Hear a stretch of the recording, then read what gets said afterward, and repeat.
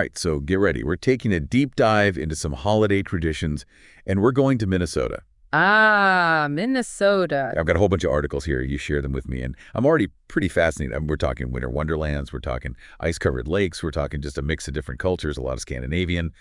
What is it that makes Minnesota's holiday season so unique, so fascinating, so different? Well, you hit the nail on the head. It's the blend of the geography, right? Those long winters and the culture and the heritage. Yeah, okay. So let's start with the obvious, the weather. Minnesota, as everyone knows, has long, harsh winters, so you would think everybody would just hibernate. But Minnesotans, from what I've read, they embrace the cold. They don't shy away from it. I mean, one article even talked about ice fishing as a social event. That's right, yeah. They turn what some people might think is a hardship into an opportunity to gather, to connect. I mean, there's a resilience and ingenuity in Minnesota. And it's not just ice fishing. We're talking parades, festivals, winter carnivals. They have the Holidazzle Parade in Minneapolis, a massive parade in the middle of winter. Precisely. And it's not a new thing either. You know, the St. Paul Winter Carnival, that's been going on for over a century. Wow. It's deeply ingrained in the culture, you know, a true testament to their love of winter. That is really incredible. And speaking of long-standing traditions, we have to talk about the Scandinavian influence on Minnesota's holidays. Yeah. One that really struck me, that jumped out at me, was the tradition of Santa Lucia Day, December 13th. Yeah. Now, this isn't like the Santa Claus we all know and love. Right, right. This is where young girls wear crowns of candles, symbolizing light in those really, really dark days of winter, and they serve these saffron buns. Right. It's beautiful. It's a really nice tradition, isn't it? And, you know, it's an example of how those immigrant communities brought these traditions to Minnesota and have really kept them alive. Yeah. They're part of this tapestry. Absolutely. And the Scandinavian influence, it goes way beyond Santa Lucia. I mean, we're talking food, traditional foods. Yeah. You've got lefasen, this delicious potato flatbread. You've got lutefisk, which is, well, let's just say it's more adventurous. It's dried cod soaked in lye. I mean, have you ever tried lutefisk? You know, I haven't. The fact that people try, though, at least once, right? Yeah. That connection to heritage, that willingness to keep those maybe even unconventional traditions alive. I love that. And it's not just the food. I mean, the articles talk about handmade gifts, a big part of the Scandinavian culture. You know, knitted mittens, wood carvings, and it's really a departure from the whole typical gift-giving frenzy. It's a lot more meaningful. Right. It makes you think about it a little differently, doesn't it? Yeah. Yeah. Now get this. Minnesota also has a really strong German influence, which adds a whole other layer to the holiday celebrations. I mean, one article talked about the Minneapolis Christkindl market. It's this huge outdoor market inspired by the German Christmas markets. I mean, we're talking handcrafted ornaments, we're talking bratwurst, glüh wine, that warm spiced wine, perfect for a cold night. It sounds delicious and festive. It sounds really fun. Right. And if you thought that was interesting, wait until you hear this form off. Minnesota has a tradition called Krampusnacht. Krampusnacht. December 5th. Yes. Krampus, now tell me if I'm wrong, is this creature from German folklore. He's kind of hairy, he's got horns, and he punishes the naughty children. I mean, imagine that. Instead of getting coal, you get a visit from Krampus. Some towns even have Krampus parades. Yeah. You know, it's a little bit of a different take on the holiday celebrations. It's a little bit of a darker, more maybe, but it's interesting, though, because, you know, it's that balance, that idea of consequences. Yeah. Yeah. Good behavior, bad behavior, you know. It's not all sugar plums. Right. Right. It's fascinating how different cultures approach it. And speaking of different cultural perspectives, we can't forget about the Native American communities in Minnesota. The Ojibwe and Dakota people in particular, they have this rich history of winter traditions. And they're all very rooted in nature. Yes. It's so important to remember that there are many different traditions. Yes. And they're part of what makes Minnesota unique. Absolutely. One thing that really stood out to me in the articles was how much storytelling plays a role in these Ojibwe and Dakota winter traditions. You know, elders passing down these stories and legends, during the long winter nights, sharing wisdom, talking about resilience, the importance of respecting the land. Yeah. And those stories, they're not just entertainment, right? They're a way to transmit knowledge, values, a sense of belonging, Yeah. And they're a living history of their culture. Exactly. Along with storytelling, there's also a strong emphasis on traditional crafts. The articles talked about beadwork and moccasin making, wood carving. Beautiful. And culturally significant, right? Yes. Passing down those skills. Absolutely. Yeah. Now get ready to be dazzled. because when it comes to holiday lights, Minnesota, they take it to a whole new level. I've heard that. What do they do that's different? Well, for starters, they have Bentleyville Tour of Lights in Duluth. It's described as one of the Midwest's biggest light displays. We're talking millions of twinkling lights. We're talking festive music. Santa makes an appearance. Hot chocolate, of course, to keep you warm. Wow. A winter wonderland brought to life. It sounds wonderful. And it's not just the big displays, right? Yeah. You were saying something about the neighborhoods, too. The neighborhoods get in on the action. They have these friendly light display competitions. It just speaks to that whole community spirit that seems to be so prevalent in Minnesota during the holidays. Yeah. It's nice. It's creating that magical atmosphere. And you know what else creates a magical atmosphere? What's that? Higgage. Oh, yes. It's a Danish concept. Mm-hmm. But it has become quite popular in Minnesota, and it's all about that coziness and contentment, warmth during those long winter months. Yeah. In Minnesota, it seems, they've really mastered the art of hidge. I mean, think crackling fireplaces, soft candlelight, warm blankets. You've got the hot drinks, the mulled cider, and of course, you can't forget the baking. You know, the families get together to make gingerbread houses, sugar cookies. Yeah, that warmth. It's warm and inviting. Those memories, yeah. Now let's turn up the volume a little bit and talk about Minnesota's holiday music scene. I mean, they got it all. They've got choirs, caroling groups, classical music performances. What really stands out to you when you were looking at this? Well, music has a way of bringing people together, especially during the holidays. What struck me was the balance. They have these big, grand orchestras like the Minnesota Orchestra, St. Paul Chamber Orchestra. They play those big classic pieces like the Nutcracker and the Messiah. But then they also have this vibrant local talent. There are folk music performances. Families get together to sing. It creates that community, that personal touch. And are you ready to ring in the new year, Minnesota style? I'm ready. What do they do? All right. Well, it's a little bit of a mix. You've got the cities and towns that host these big events with fireworks, bonfires, gatherings for the people who like to party. But then there's the people who like to escape to the cozy cabins up north for more peaceful, quiet celebration. And then, of course, you've got the polar plunge. The polar plunge. What's that? Okay, so picture this. Hundreds of people on New Year's Day plunging into the icy waters of a frozen lake. Oh, my gosh. That takes a certain type of person. It does. I admire their bravery. It's definitely not for the faint of heart. But it's become a beloved tradition for a lot of Minnesotans. They see it as this way to just start the new year fresh, a jolt of energy. I like it. I like it. So what do you think so far? I mean, we've only just scratched the surface. It's clear to me that Minnesota's got a special way of celebrating the holidays. The diversity of the traditions, this connection to nature, this community spirit. It's really refreshing. I'm excited to dive even deeper, to look at some of the specifics of how they actually celebrate. Yeah, stay tuned because we are going to uncover even more fascinating customs. We're going to explore what makes Minnesota such a unique place to celebrate the holidays. Welcome back to our deep dive into Minnesota holiday traditions. I don't know about you, but I'm ready to learn more about the specifics you mentioned. Me too. I mean, we talked about parades and winter carnivals, Yeah. but let's get into some of the details. Like the Holidazzle Parade in Minneapolis. It's not just any parade, is it?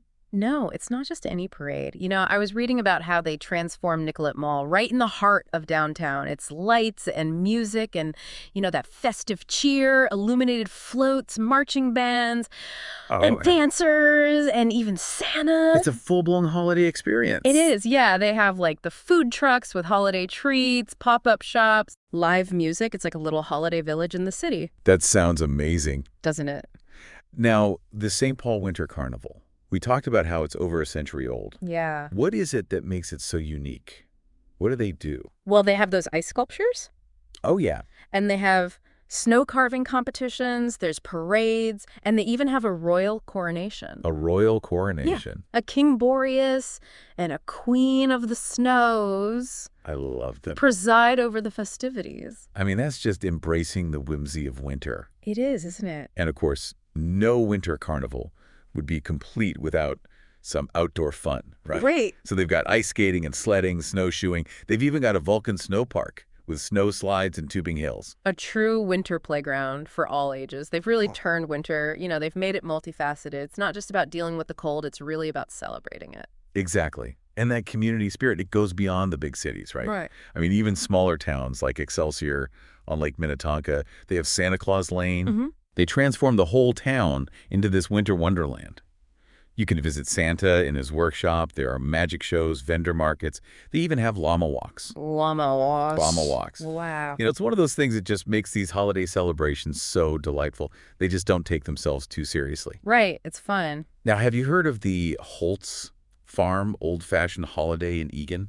No, Holtz Farm. That sounds interesting. What is it? Old-fashioned? It's exactly what it sounds like. It's a step back in time. Yeah. So you can experience the holidays like they did in the past.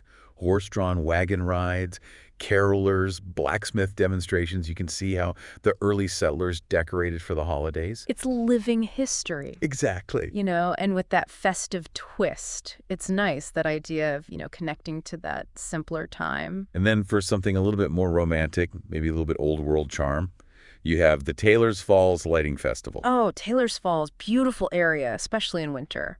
Exactly. I mean, they deck out the whole town in lights. There's ice skating, Mrs. Claus is there, a lighted parade.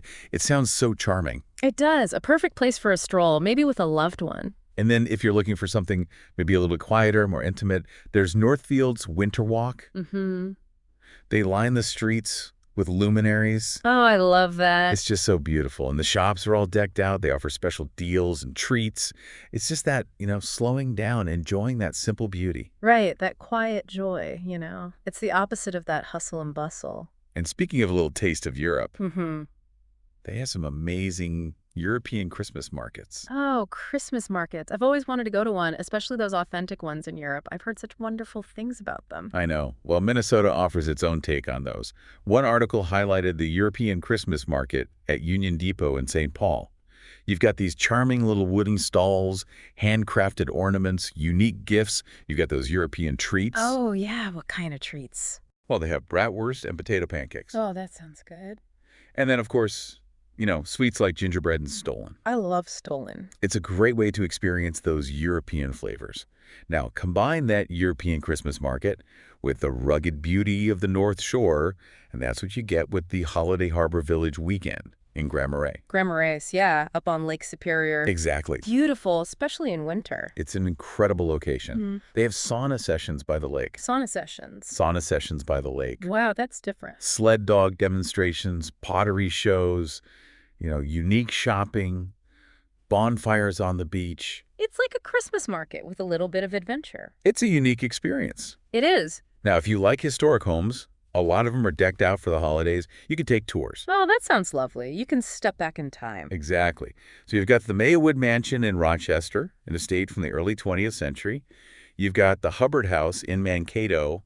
That's a Victorian-era Christmas. And, of course, if you're in the Twin Cities, you can't forget Glen Sheen Mansion in Duluth. Yeah, Glen Sheen. They have 25 Christmas trees in that mansion. Wow. It's a sight to behold. And then for a really immersive experience, the Charles A. Lindbergh House and Museum in Little Falls. Mm-hmm.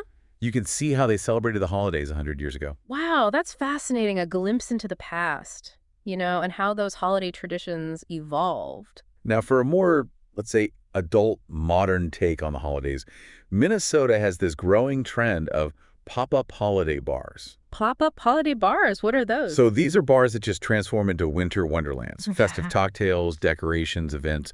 One that stood out to me was the Northern Starlight Express. Mm-hmm. It's at the Depot at the Renaissance Minneapolis Hotel. Mm-hmm. This sounds glamorous. And then there's Travail Kitchen and Amusements in Robbinsdale. They're known for these really creative, quirky cocktails. Oh, yeah, Travail. They're doing some really interesting things. I bet they go all out for the holidays. And then for something a little cozier, a little more lakeside, you've got Jingle Bar at Lola's Lake House in Waconia. Mm-hmm. And then if you like those classic cocktails with a kitschy twist, you've got Miracle at P.I.N.Z. in Oakdale. So many choices. Right. Now let's talk about shopping. I mean, Minnesota, the shopping scene is amazing. One that really jumped out at me was Nisswa. Nisswa, yeah, the Brainerd Lakes area. They have their annual City of Lights celebration. So they decorate the whole town in thousands of lights. The shops have all these unique gifts, holiday treats. They have special events going on throughout the season. It sounds lovely, a small town charm. And then, for a historic shopping experience, you can't beat Stillwater. Oh, Stillwater, yeah. From Black Friday to New Year's Eve, they transform the whole town. Mm-hmm. They have carolers, they have horse-drawn wagonette rides, live reindeer. Wow, how festive. It sounds magical. Of course, the Mall of America, It goes all out for the holidays. You've got over 500 stores, tax-free I shopping. love tax-free shopping. Who doesn't, right? Yeah. They have a holiday music festival in the Rotunda, the Candy Cane Institute, where the kids can meet Santa and learn about candy making. And there's a holiday pop-up of the popular Junk Bonanza Vintage Market. They've got it all. They do. And if you want to bring a little of that outdoors inside for the holidays, the Minnesota Landscape Arboretum, their apple house, turns into a festive boutique in November and December. They have all these seasonal decorations, gifts, gourmet treats. That's a great idea. And then you can't talk about Minnesota holidays and forget about the Christmas tree farms. Oh, yeah. They're so popular. They are. I mean, they're all over the state. Each one has its own charm, you know. Some offer that escape into the woods. Others are more bustling. You've got the sleigh rides, the family crafts, Santa. It's whatever you're looking for. It's a fun experience. Let's move on to shows and performances. Minnesota has this vibrant theater scene. During the holidays, they offer everything from the classics to more unique productions. What are some that stand out to you? Well, you gotta love the classics. It's a Wonderful Life. A live radio play at the St. Paul Hotel. How fun is that? Oh, that's fun. And then for a real theatrical experience, A Christmas Carol at the Guthrie Theater. Their productions are just stunning. Oh, I love the Guthrie. And then The Nutcracker, a classic. Mm-hmm. Lois Holton's Nutcracker Fantasy at the State Theater. It's beautiful. And the Minnesota Ballet, they perform the Nutcracker, a Duluth tale at the DECC in Duluth. They've even got a lumberjack character in there. A lumberjack. Yes. Wow. And of course, there's plenty for the kids. Dr. Seuss's How the Grinch Stole Christmas at the Children's Theater Company in Minneapolis. Rudolph the Red-Nosed Reindeer, the musical, at the Stages Theater Company in Hopkins. Yeah. And then Circus Juventus, they have a show called Blizzard with all these high-flying trapeze acts and acrobatics. It sounds really amazing. And you know what? All that exploring makes me hungry. Oh, yes. What about those sweet treats? Oh, they're everywhere. I mean, if you want a more elegant experience, a lot of the hotels and tea rooms have holiday teas. Oh, holiday tea. The Lowell Inn in Stillwater, beautiful historic charm. Yeah. Afternoon tea, and then you've got the Mad Hatter and Anoka. It's a little more fun, whimsical. And of course, the classic elegance of the St. Paul Hotel. So many great options. Now, if you're a cookie and cake person, you're in luck. Minnesota has bakeries and cafes everywhere that just go all out for the holidays.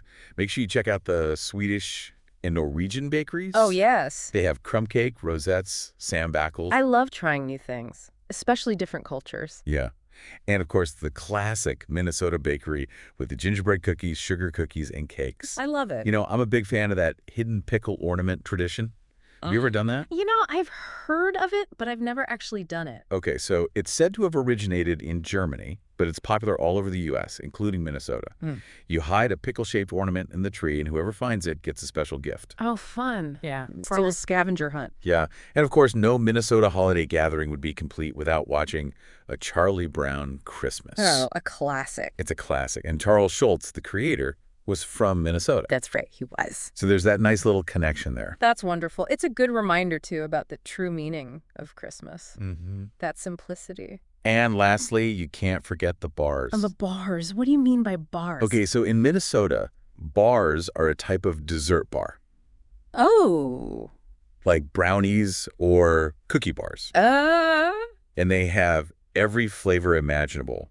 Pumpkin, pecan, chocolate chip cookie, Rice Krispies treats, scotcheroo bars. It's like their signature holiday treat. It is. It wouldn't be a Minnesota holiday without them. I love that. This has been so fun. I mean, we've covered so much ground, so much to learn about Minnesota holiday traditions. It really is amazing how much they do. It's truly inspiring.